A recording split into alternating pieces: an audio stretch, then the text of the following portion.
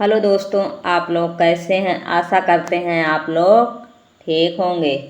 आज हम सूक्ष्म जीव मित्र एवं शत्रु के अभ्यास प्रश्नों की चर्चा करेंगे। थोड़ा सा हम लोग अध्याय के बारे में देख लेते हैं। आपने क्या सीखा इस चैप्टर में। देखिए पॉइंट 1, सूक्ष्म जीव अत्यंत छोटे होते हैं तथा बिना सूक्ष्मदर्शी यंत्र की मदद से अकेली आँखों से दिखाई नहीं देते। सूक्ष्म जीव जो होते हैं वो बिना सूक्ष्मदर्शी यंत्र की सहायता से नहीं देखे जा सकते।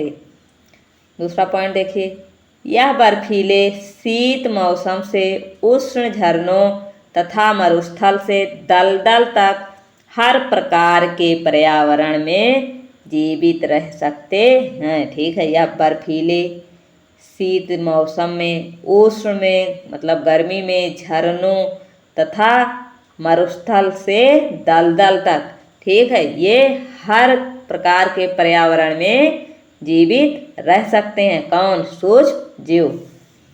सूक्ष्म जीव वायु, जल, मिट्टी, पौधों एवं जंतुओं के शरीर में पाए जाते हैं। सूक्ष्म जीव कहाँ कहाँ पाए जाते हैं? वायु में भी पाए जाते हैं, जल में, मिट्टी में, पौधों एवं जंतुओं के शरीर में पाए जाते हैं। ये एक कोशिकीय एवं बहुकोशिकीय होते हैं। कौन? सूक्ष्म जीव। सूक्ष्म जीव एक कोशिकीय और बहुकोशिकीय दोनों प्रकार के हो सकते हैं। जीवाणु, कवक, प्रोटोजोआ तथा कुछ शैवाल सूक्ष्म जीवों के अंतर्गत आते हैं। कौन कौन? जीवाणु, कवक, प्रोटोजोआ तथा शैवाल, ये क्या किसके अंतर्गत आते हैं? सूक्ष्म जीवों के अंतर्गत आते हैं। विषाणु इनसे अलग होते हैं लेकिन फिर भी इसी वर्ग में शामिल किए जाते हैं। विषाणु जो है इनसे अलग होते हैं, फिर भी इसी वर्ग में शामिल किए जाते हैं।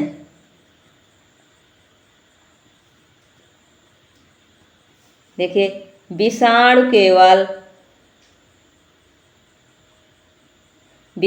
केवल परपोषी जीवों जैसे जीवाणु, पादप अथवा जंतु में गुणन करते हैं। परपोषी का मतलब दूसरों पर आश्रित, तो किस पे? जीवाणु, पादप और जंतु में गुणन करते हैं।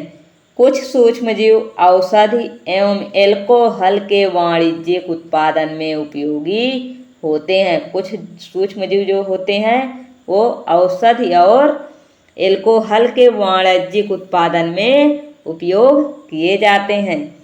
कुछ सूक्ष्मजीव जैविक कचरे जैसे कि मृत पौधे एवं जंतु अपशिष्ट को अपघटित कर सरल पदार्थों में परिवर्तित कर देते हैं तथा वातावरण को स्वच्छ बनाए रखते हैं। कुछ सूक्ष्मजीव जो होते हैं जैविक कचरे और मृत पौधों एवं जंतुओं को अपघटित कर सरल पदार्थों में परिवर्तित कर देते हैं और पर्यावरण को सुरक्षित मतलब स्वच्छ बनाए रखते हैं या सुरक्षित रखते हैं।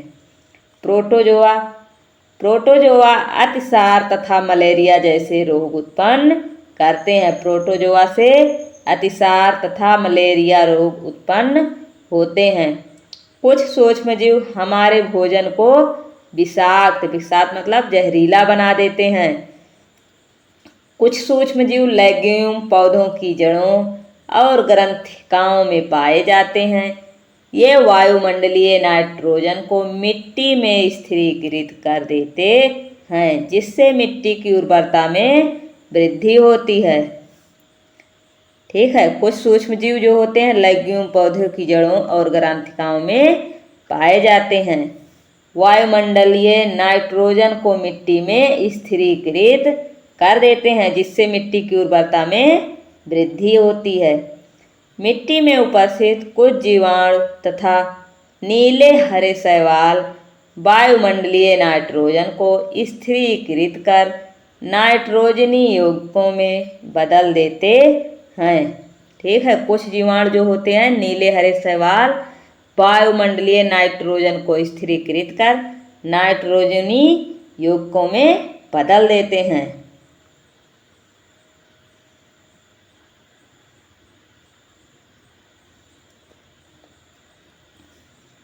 देखिए, विशेष जीवाणु मिट्टी में उपस्थित नाइट्रोजनी यौगिकों को नाइट्रोजन गैस में परिवर्तित कर देते हैं। विशेष जीवाणु जो होती हैं, जीवाणु होते हैं, मिट्टी में उपस्थित नाइट्रोजनी यौगिकों को नाइट्रोजन गैस में परिवर्तित कर देते हैं, जिसका निर्मोचन वायुमंडल में होता है, जिसका निर्मांचन वायुमंडल में होता है। अब देखिए, अब इस अध्याय के हम अभ्यास प्रश्न देखते हैं। देखिए, ये अभ्यास प्रश्न पहला क्या है, रिक्त स्थानों की पूर्ति कीजिए। देखिए क्या है, सूक्ष्म जीवों को डॉट डॉट की सहायता से देखा जा सकता है। किसकी सहायता से? मतलब सूक्ष्म जीव को हम नंगी आंखों से तो देख नहीं सकते हैं, तो किसकी सहायता से देखा जाएगा? सूक्ष्मदर्शी की सहायता से। किसकी सहायता से? सूक्ष्मदर्शी। ठीक है, किसकी सहायता से? सूक्ष्मदर्शी की सहायता से। नीले हरे शैवाल वायु से डॉट डॉट का स्थिरीकरण करते हैं, जिससे मिट्टी की उर्वरता में वृद्धि होती है। तो यहाँ क्या भरा जाएगा? नीले हरे शैवाल वायु से नाइट्रोजन का स्थिरीकरण करते हैं। किसका करते हैं? नाइट्रोजन। नाइट्रोजन नाइट्रोजन का स्थिरीकरण करते हैं। एल्कोहल का उत्पादन डॉट डॉट नामक सूक्ष्म जीव की सहायता से किया जाता है। तो एल्कोहल में क्या मिलाया जाता है? ईस्ट। क्या मिलाया जाता है? ईस्ट। ठीक है, ईस्ट। आप लोग देख लीजिएगा। देखिए, थोड़ा सा इस लिख देते हैं। देखिए, यहाँ क्या भरा जाएगा? ईस्ट। ठीक है, हैजा के मतलब हैजा डॉट डॉट के द्वारा होता है। किसके द्वारा होता है? जीवाणु के द्वारा। ठीक है, यहाँ देख लीजिए, जीवाणु। किसके द्वारा? जीवाणु के द्वारा। ठीक है, हैजा किसके द्वारा होता है? जीवाणु के द्वारा। ये सब प्रश्न बहुत महत्वपूर्ण है, सब बहुत पूछे जाते हैं।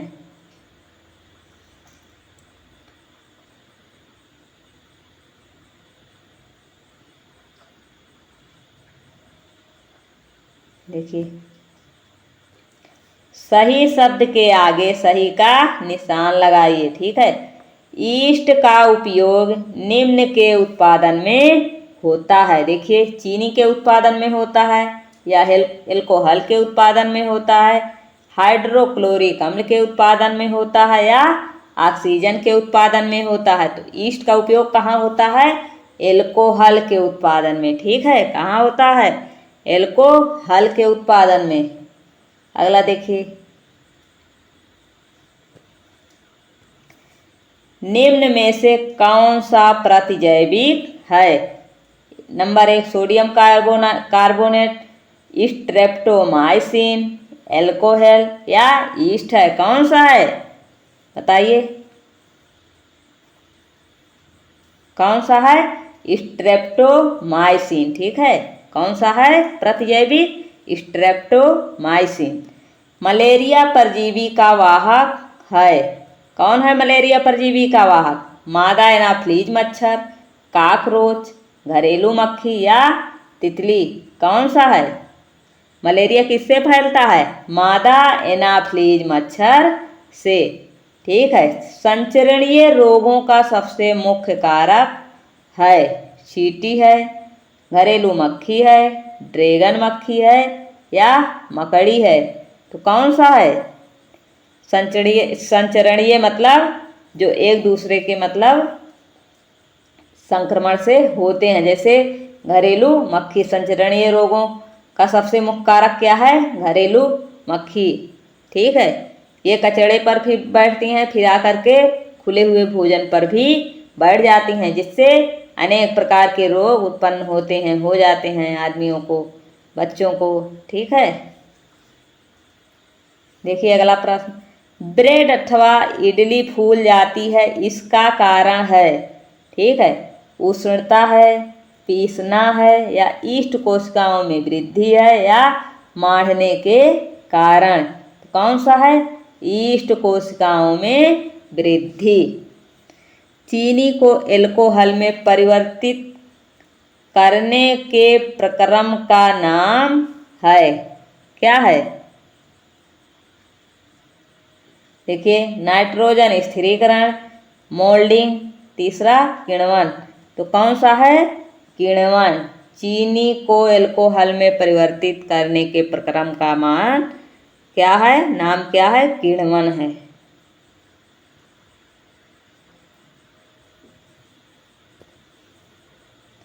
देखिए प्रश्न 3, कॉलम 1 के जीवों का मिलान कॉलम 2 में दिए गए उनके कार्य से कीजिए। देखिए, जीवाणु से क्या होता है? हैजा। क्या होता है? हैजा होता है, ठीक है। राइजोबियम किससे मिलाएंगे? राइजोबियम से नाइट्रोजन स्थिरीकरण से, ठीक है। लैक्टोबैसिलस नामक जीवाणु से दूध से दही बनता है, ठीक है। ईस्ट से क्या होता है? ब्रेड की बेकिंग होती है। क्या होता है? ब्रेड की बेकिंग। एक प्रोटोजोआ से क्या होता है? प्रोटोजोआ से क्या होता है? मलेरिया का कारक है। एक प्रोटोजोआ क्या है? मलेरिया का कारक है, ठीक है। क्या है? मलेरिया का कारक है। एक विषाणु से क्या होता है? एड्स का कारक, ठीक है। एक विषाणु एड्स का कारक है, ठीक है। जीवाणु हैजा का कारक है। राइजोबियम नाइट्रोजन स्थिरीकरण का कारक है। लैक्टोबैसिलस दही का जमना। ईस्ट ब्रेड की बेकिंग होती है। एक प्रोटोजोआ से क्या होता है? क्या होता है? मलेरिया का कारक, ठीक है। एक विषाणु एड्स का कारक है, ठीक है। आगे देखिए,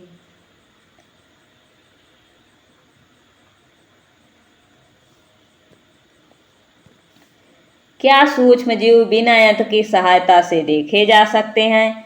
यदि नहीं तो वह कैसे देखे जा सकते हैं? उत्तर देखिए, नहीं, सूक्ष्म जीवों को हम बिना सूक्ष्मदर्शी यंत्र की सहायता से नहीं देख सकते। सूक्ष्म जीव को हम बिना सूक्ष्मदर्शी यंत्र की सहायता से नहीं देख सकते, क्योंकि सूक्ष्म जीव आकार में बहुत अधिक छोटे होते हैं।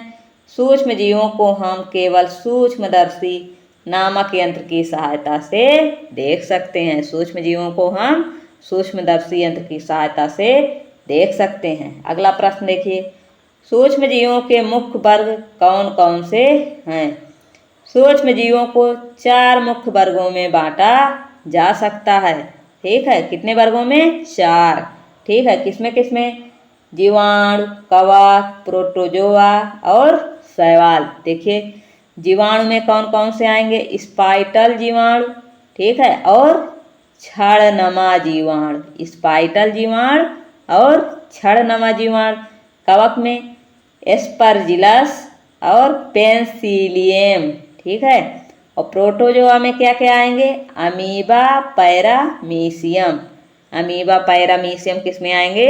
प्रोटोजोआ में। शैवाल में कलेमाइडोमोनास, स्पाइरोगाइरा। स्पाइरोगाइरा शैवाल में कलेमाइडोमोनास और स्पाइरोगाइरा। आगे देखिए,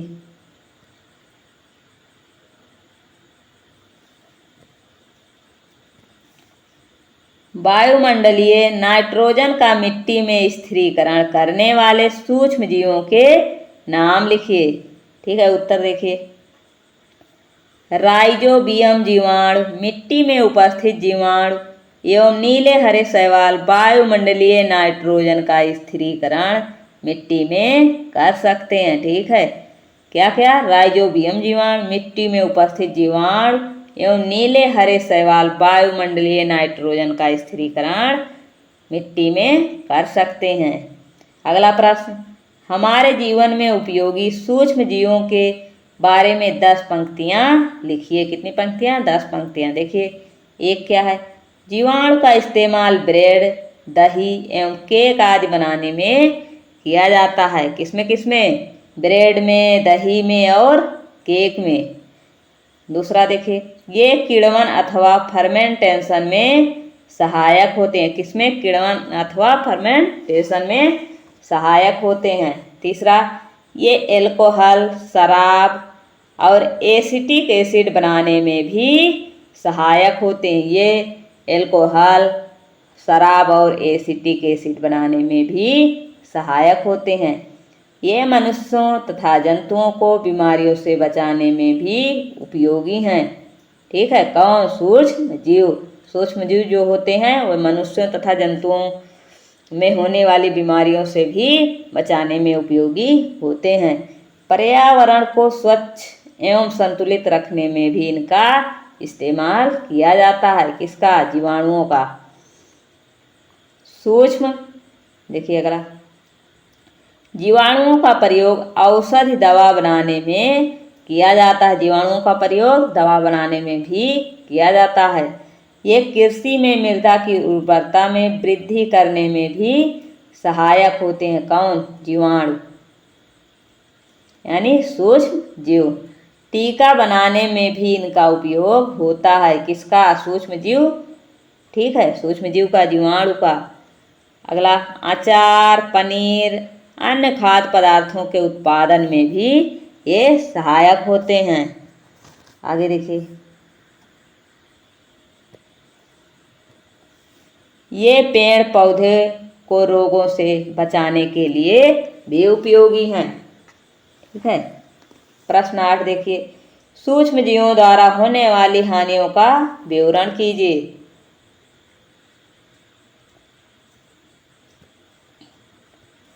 सूक्ष्म जीवों से होने वाली हानियां निम्नलिखित हैं। देखिए, नंबर 1, कुछ जीवाणु पौधों एवं खाद्यान्नों को नष्ट कर देते हैं।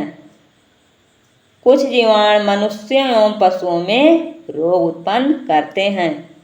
कुछ जीवाणु भूमि की नाइट्रेट को नाइट्रोजन में बदलकर भूमि की उपजाऊ शक्ति कम कर देते हैं। कुछ जीवाणु जो होते हैं नाइट्रेट को नाइट्रोजन में बदलकर भूमि की उपजाऊ शक्ति को कम कर देते हैं। कुछ कवक पौधों को संक्रमित कर उनमें रोग उत्पन्न करते हैं। कुछ कवक जो होते हैं पौधों को संक्रमित कर देते हैं और उनमें रोग भी उत्पन्न कर देते हैं।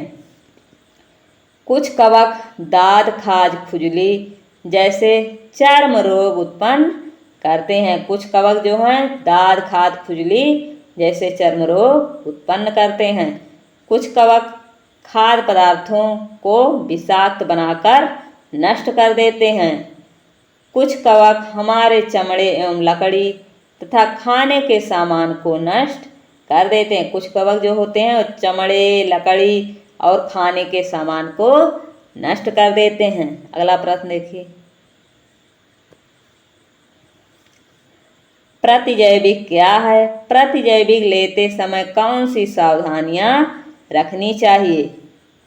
ठीक है, उत्तर देखिए, ऐसी औषधियां जो बीमारी पैदा करने वाले सूक्ष्म जीवों को नष्ट कर देती हैं या उनकी वृद्धि को रोक देती हैं, प्रतिजैविक या एंटीबायोटिक कहलाती हैं। मतलब ऐसी औषधि जो बीमारी पैदा करने वाले सूक्ष्म जीवों को नष्ट कर देती है अथवा उनकी वृद्धि रोक देती है, प्रतिजैविक एंटीबायोटिक कहलाती है। जैसे टेट्रासाइक्लिन, स्ट्रेप्टोमाइसिन, एरिथ्रोमाइसिन आदि। कौन कौन? टेट्रासाइक्लिन, स्ट्रेप्टोमाइसिन, एरिथ्रोमाइसिन आदि। हम लोगों को प्रतिजैविक दवाइयाँ डॉक्टर की सलाह पर लेनी चाहिए। ऐसा नहीं है कि बीमार हुए तो अपने आप से दवाई खा ली। बिना डॉक्टर की सलाह के दवाई नहीं लेना चाहिए और उनका पूरा कोर्स भी करना चाहिए, अन्यथा अगली बार आवश्यकता पड़ने पर प्रतिजैविक दवाइयाँ उतनी असरदार नहीं होंगी। आज की वीडियो में इतना ही। अगर वीडियो पसंद आई है तो चैनल को सब्सक्राइब करें, वीडियो को लाइक करें। और आप लोगों को किस सब्जेक्ट की वीडियो चाहिए आप लोग कमेंट अवश्य करें। धन्यवाद।